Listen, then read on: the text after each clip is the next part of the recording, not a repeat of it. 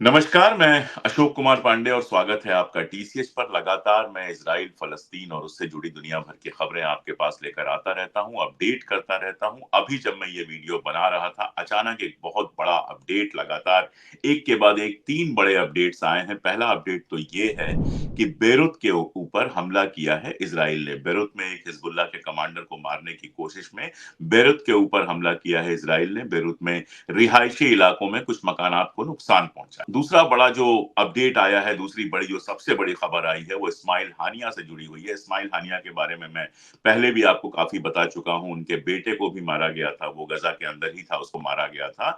इस्माइल हानिया गए हुए थे ईरान। ईरान में तेहरान में वो थे, जो वहां की राजधानी है, और तेहरान में नए राष्ट्रपति का शपथ ग्रहण होना था। उसमें इस्माइल हानिया गए हुए थे, वहां उनको घात लगा के मारा गया है। और कहा यह जा रहा है कि इस्माइल हानिया अब इस दुनिया में नहीं है। बाकी कंफर्मेशन जब आएंगी तो मैं कंफर्म करूंगा। तीसरी खबर जिस पर कम बात हो रही है वो ये, इराक की राजधानी बगदाद में हमला हुआ है। जो ईरान से जुड़े हुए लड़ाके हैं उनके ऊपर हमला हुआ है। अब हिजबुल्लाह के साथ उसकी लड़ाई लगातार बढ़ती जा रही है और बहुत क्लियर है कि हिजबुल्लाह के साथ जो लड़ाई होगी उसमें ईरान भी साथ देगा, इराकी लड़ाके भी साथ देंगे, हमास भी साथ देगा, हिजबुल्लाह तो है ही। तो एक तरह से इज़राइल ने ये ऐलान कर दिया है कि वो जंग में जा रहा है। उसने तीनों जगह पे हमला किया है। एक बात तो सोचने वाली ये है कि हानिया की खास तौर पे जो हत्या हुई है वो अमेरिका और कुछ अरब कंट्रीज की मदद के बिना नहीं हो सकती थी। निश्चित रूप से अमेरिका और कुछ अरब कंट्रीज ने इस्माइल हानिया की लोकेशंस शेयर की हैं, उनके बारे में इंटेलिजेंस शेयर की है। डिटेल्स आएंगी तो मैं आपको बताऊंगा। लेकिन अभी मेरा मानना है कि अमेरिका सीधे-सीधे इस जंग में शामिल हो रहा है, और ये इसलिए भी मेरा मानना है क्योंकि इसके तुरंत बाद अमेरिका का ये बयान आया है, अगर इज़राइल की लड़ाई हिजबुल्लाह के साथ होती है तो अमेरिका इज़राइल की हर तरह से मदद करेगा। ये बयान अमेरिका का आया है और ये बयान ये बताता है कि इज़राइली लॉबी का समर्थन पाने के लिए अभी का जो पूरा का पूरा प्रशासन है वो पूरी तरह से इज़राइल के साथ खड़ा हो गया है। बातें युद्धबंदी की, जंगबंदी की होती हैं, बातें युद्ध विराम की होती हैं, दुनियावी मंचों पर एक से एक बातें की जाती हैं, लेकिन जमीनी हकीकत ये है कि अमेरिका मिडिल ईस्ट को एक बड़ी जंग की तरफ धकेल रहा है। बेरूत वाले हमले के बाद रशिया का जो बयान आया वो बेहद इंपॉर्टेंट बयान है। चाइना का बयान आया है और भी कंट्रीज का बयान आया है। इसलिए मेरा अपना मानना है कि हिजबुल्लाह के साथ लड़ाई एस्केलेट होने वाली है। मिडिल ईस्ट एक बहुत बड़ी लड़ाई की तरफ बढ़ रहा है, और जब ये लड़ाई बढ़ेगी तो ये इंटरनेशनल लड़ाई में तब्दील हो सकती है। इंटरनेशनल इस माने में कि चाइना और रूस अपनी तरीके से इसमें इंटरवीन कर सकते हैं। इज़राइल का सारा मकसद है कि किसी तरह से ईरान को इस जंग में खींच कर ले आए, और अगर वो ईरान को जंग में खींच कर ले आता है, क्या होता है इज़राइल के अंदर, अभी क्या चल रहा है, वो सारी डिटेल्स मैं इस वीडियो में आपके साथ आगे शेयर करूंगा। अभी एक अजीबो-गरीब घटना हुई है इज़राइल में, और इज़राइल में क्या, फ़लस्तीन में कहूंगा, एक अजीबो-गरीब घटना हुई है। और वो घटना गज़ा पट्टी में नहीं हुई है। गज़ा पट्टी में लड़ाई चल रही है, आप सब लोग जानते हैं, लेकिन गज़ा पट्टी में ये घटना नहीं हुई है। ये घटना हुई है वेस्ट बैंक में। वेस्ट बैंक वो इलाका है जिसको कहा जाता है कि फ़लस्तीन को आज़ादी दे दी गई है। वहां पर फ़लस्तीनियों का राज है। और आप जानते हैं कि पीएलए जो पहले हुआ करता था, वो आजकल वहां पर कहा जाता है, अब्बास साहब जो उसके हैं, उनको बताया जाता है कि वो वहां के चीफ हैं। अब वेस्ट बैंक में जब से 7 अक्टूबर से लड़ाई शुरू हुई है, लगातार वेस्ट बैंक पर भी हमले हो रहे हैं। मैंने आपको कई वीडियोस दिखाए हैं, ढेर सारी बात की है इस पर कि किस तरह से वेस्ट बैंक में लगातार कब्जा किया जा रहा है, लोगों को अपना ही घर तोड़ने पे मजबूर किया जा रहा है। ये सब तो मैं आपको पहले बता चुका हूं। लेकिन आज जो मैं आपको बता रहा हूं वो सुनने के बाद अगर कोई इंसान होगा, किसी के सीने में दिल धड़कता होगा और कोई जरा भी इंसानियत बची होगी, तो वो इसको बर्दाश्त नहीं कर पाएगा और उसके समझ में आएगा कि इज़राइल कितना बड़ा शैतान बन के उभरा है। इज़राइल ने अपने लोगों को कैसे धीरे-धीरे शैतान में तब्दील कर दिया है। वेस्ट बैंक की घटना यह है कि कुछ फ़लस्तीनी गिरफ्तार थे और उन फ़लस्तीनियों के साथ बुरा व्यवहार हुआ। बुरा व्यवहार जब मैं कह रहा हूं तो आप समझ जाइएगा, क्योंकि यहां अगर मैं उस शब्द का उपयोग करूंगा तो शायद दिक्कत हो जाए। तो उस शब्द का उपयोग नहीं कर रहा हूं, और साथ में आपको मैं बता रहा हूं कि इज़राइल में होमोसेक्सुअलिटी और बाकी सारी चीजों को बहुत नॉर्मल माना जाता है। उसके जाने कितने रब्बी हैं जो इस तरह की घटनाओं में फंस चुके हैं। तो फ़लस्तीनियों के साथ जो गिरफ्तार थे, इज़राइल के सैनिकों ने गंदा व्यवहार किया, उनका जिना किया। उसके चलते उनके जो अंदरूनी हिस्से हैं उन पर जख्म आया, उनके शरीर पे जख्म आया और भी बहुत सारी चीजें सामने आई। जब जांच हुआ तो पता चला कि 10 के आसपास इजरायली सैनिक इस गंदे काम में पकड़े गए। अब शर्म के मारे इजराइल ने इन लोगों को गिरफ्तार कर लिया। चलिए यहां तक बात समझ में आती है। कई जगहों पर जो पुलिस वाले होते हैं या इस तरह के लोग होते हैं गंदा व्यवहार करते हैं और उनको गिरफ्तार कर लिया जाता है, ये नॉर्मल चीज होनी चाहिए थी। लेकिन वहां क्या हुआ, वहां सारी चीजें पलट गई। जो उनका अल्ट्रा राइट विंग है, जो दक्षिणपंथी लोग हैं उनके यहाँ, वो प्रदर्शन कर रहे हैं इन सैनिकों को छुड़ाने के लिए। और सिर्फ प्रदर्शन करते चलो तब भी ठीक था। हमारे यहाँ भी हमने देखा है कि कैसे रेपिस्टों को छुड़ाने के लिए तमाम सारे प्रदर्शन हुए हैं। कैसे हम कठुआ की अगर घटना को याद करें, एक छोटी सी बच्ची के साथ, आसिफा के साथ ये सारा कुछ हुआ था और उसके बाद जनता जुलूस पे निकली थी उसके हत्यारों को और उसके जो जिना करने वाले लोग थे उनको बचाने के लिए। ये हमने यहां भी देखा है। लेकिन वहां पर ये इस लेवल पर पहुंच गया कि ना केवल तोड़-फोड़ हुई, ना केवल हमले हुए, ना केवल बाकी सारी चीजें हुई, फलस्तीनियों की गाड़ियां जलाना, घरों पे पत्थर फेंकना, ये सब तो हुआ ही। साथ में डिमांड ये की जा रही है कि फलस्तीनियों के साथ इस ये जो गंदा काम है, इस गंदे काम को लीगलाइज कर दिया जाए। यानी इजरायली लोगों को ये हक दे दिया जाए कि वो किसी भी फलस्तीनी मर्द या औरत के साथ गंदा काम कर सके और उसके बाद उनको कोई सजा ना हो। आप सोचिए कि इजराइल किस तरह की सोसाइटी बना है, अपने बच्चों को, अपने लोगों को क्या सिखा रहा है। और मेरा कंसर्न ये है, आपस में उनको जो करना हो करें, लेकिन मेरा कंसर्न ये है कि दुनिया के लिए एक ऐसा मुल्क कितना खतरनाक बन के उभरेगा जिस मुल्क में लगातार इस तरह की चीजों को जायज ठहराया जा रहा है। मैं अभी जर्मनी में हूं, जर्मनी आया हुआ हूं मैं अपने एक वरिष्ठ मित्र के पास। और ये वो जगह है जहां जिसने हिटलर की सारी तानाशाही झेली है। ये वो जगह है जहां यहूदियों के साथ ये सारा कुछ हुआ, जहां यहूदियों को सारी परेशानियां, सारी दिक्कतें, सारी मुश्किलात झेलनी पड़ी और जिसके बाद सेकेंड वर्ल्ड वार के बाद इजराइल बसाने के लिए ब्रिटेन और अमेरिका ने पैसा भी लगाया, ताकत भी लगाई। लेकिन सोच के देखिए कि जिन्होंने खुद ये सब कुछ झेला है, जो सारी दुनिया से कहते हैं कि चूंकि हमने होलोकास्ट झेला है, चूंकि हमने जर्मनी में और बाकी सारी जगहों पर ये सारी चीजें झेली हैं, इसलिए हमें हमारा आजाद मुल्क चाहिए। उन्होंने क्या किया? जर्मनी में अपना मुल्क नहीं बनाया, इंग्लैंड में अपना मुल्क नहीं बनाया, यूरोप में अपना मुल्क नहीं बनाया, वहां अपना मुल्क नहीं बनाया जहां उनके साथ ये सारा कुछ हुआ था। उन्होंने फलस्तीन पे कब्जा किया और आज जो उनके साथ हुआ था उससे भी गंदा, उससे भी बुरा व्यवहार वो कर रहे हैं फलस्तीनियों के साथ। और उसके बाद वो कहते हैं कि ये हमारा सेल्फ डिफेंस का राइट है, ये हमारी आत्मरक्षा का खेल है। ये कौन सा डिफेंस है, सेल्फ डिफेंस, जिसमें आप गंदा काम करने का भी अधिकार चाहते हो, जिसमें आप लोगों के घर तोड़ देते हो, जिसमें आप मासूमों की लगातार जान लेते जा रहे हो। गजा की कंडीशन ये है कि 9% पॉपुलेशन वहां के डिस्प्लेस हो चुकी है, मरने वालों की संख्या रोज बढ़ रही है, घायलों की संख्या रोज बढ़ रही है। यूनाइटेड नेशंस कह रहा है कि वहां पर कैलामिटी जैसी स्थिति है, वहां पर बच्चों को खाने को नहीं मिल रहा है। इसमें काहे का सेल्फ डिफेंस है? और मजेदार बात यह है कि इजराइल अपनी इन हरकतों से दुनिया भर में लगातार नंगा होता जा रहा है। मैं बाकी घटनाओं पे आऊंगा, लेकिन चूंकि मेरे दर्शकों में हिंदुस्तानी दर्शक ज्यादा हैं, जो बाहर के दर्शक हैं, मैं चाहता हूं कि वो कमेंट में बताएं कहां कहां से लोग देख रहे हैं, तो मैं वहां के भी रेफरेंसेस लेने की कोशिश करूंगा। हिंदुस्तान के लोग मेलोनी जी को बहुत कायदे से जानते हैं। नरेंद्र मोदी जी की मेलोनी जी से अच्छी मित्रता है, उन लोगों के आपस में बहुत सारे फोटोग्राफ, सेल्फी वगैरह सब आते रहते हैं। इटली की राष्ट्रपति मेलोनी, इटली भी वो जगह है जहां मुसोलिनी था। आप जानते हैं हिटलर का पार्टनर अगर कोई बचा था तो मुसोलिनी ही बचा था। तो खैर वो इटली की प्रधानमंत्री हैं मेलोनी जी। और मेलोनी जी लगातार चाइना की मुखालिफत करती रही, लेकिन अब वो पहुंच गई हैं चाइना में। और चाइना में पहुंचने के बाद उन्होंने इजराइल पर जो बयान दिया है, जो स्क्रीन पे आप देख रहे हैं, उस बयान का मतलब समझना बहुत जरूरी है कि किस तरह से इजराइल की चालें उल्टी पड़ रही हैं।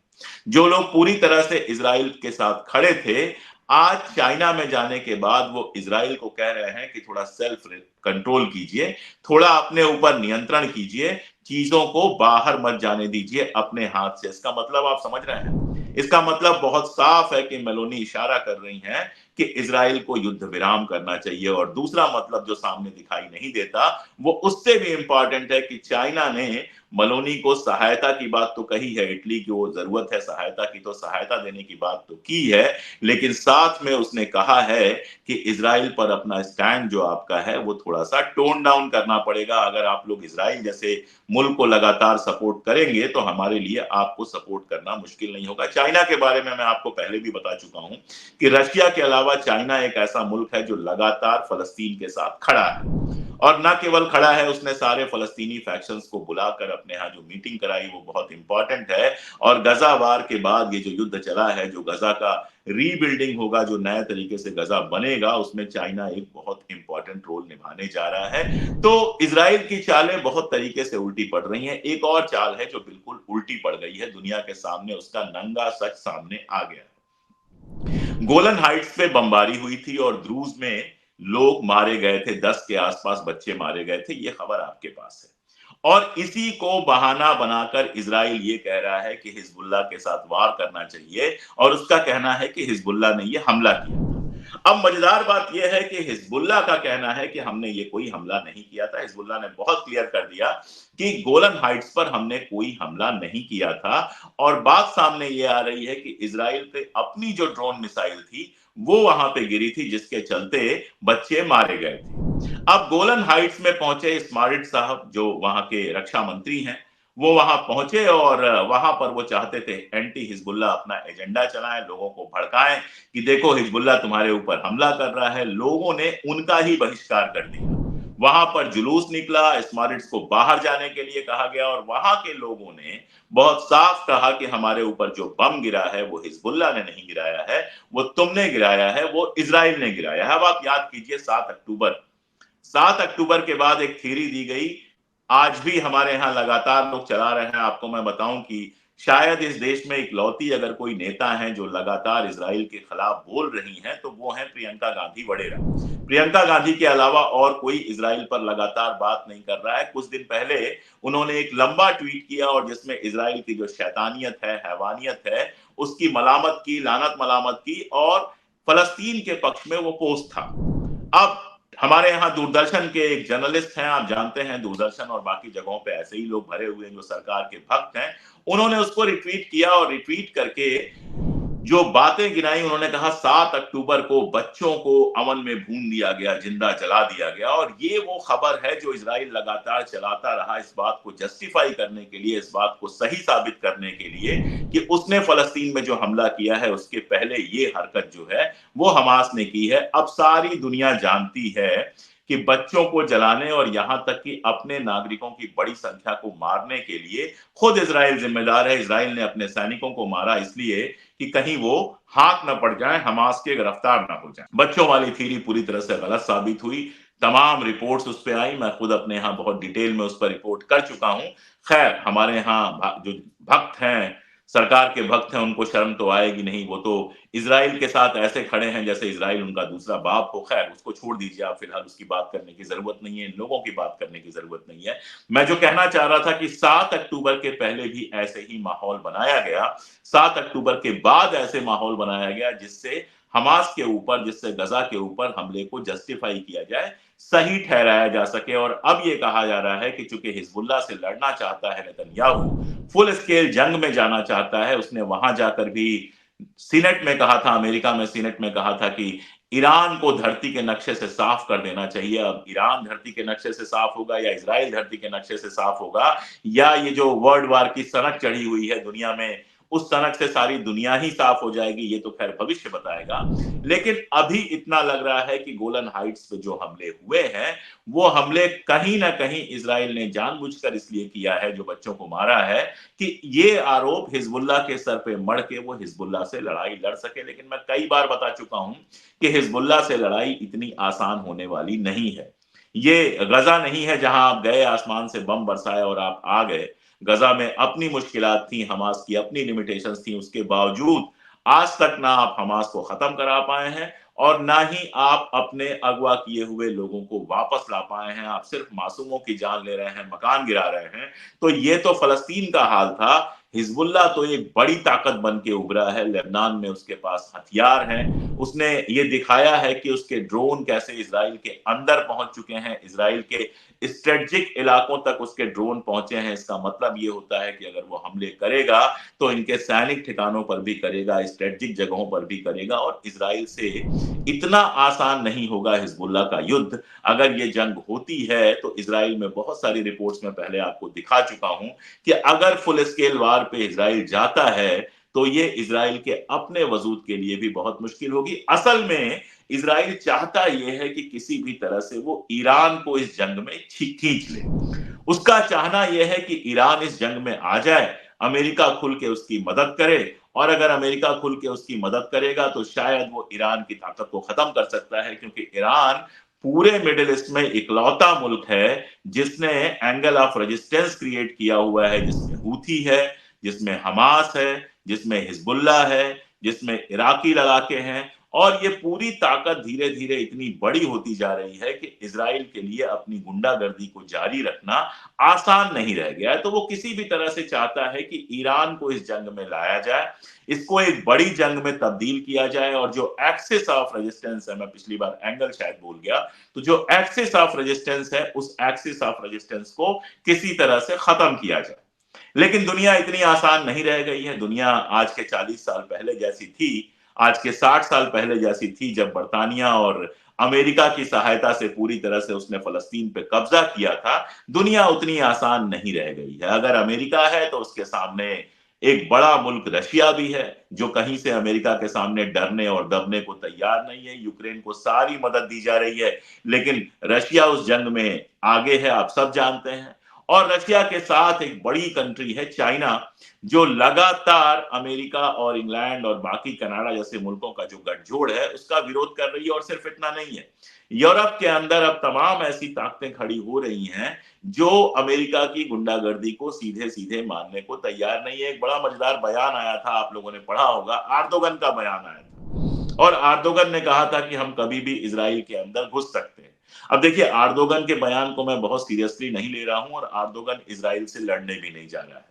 आर्दोगन की कंट्री जो है वो नाटो मेंबर है, और इस बयान के बाद इजराइल अब डिमांड कर रहा है कि उसको नाटो से बाहर निकाला जाए। अगर उसको नाटो से बाहर निकालते हैं तो उसका कितना नुकसान होगा ये तो नहीं पता, लेकिन अमेरिका का एक बड़ा हाथ कट जाएगा अगर टर्की जो है, आर्दोगन की कंट्री जो है, वो बाहर चली जाती है। लेकिन आर्दोगन के इस बयान का मतलब बहुत साफ है कि वहां की जनता और वहां की हुकूमत दोनों में इजराइल के खिलाफ लगातार गुस्सा बढ़ रहा है।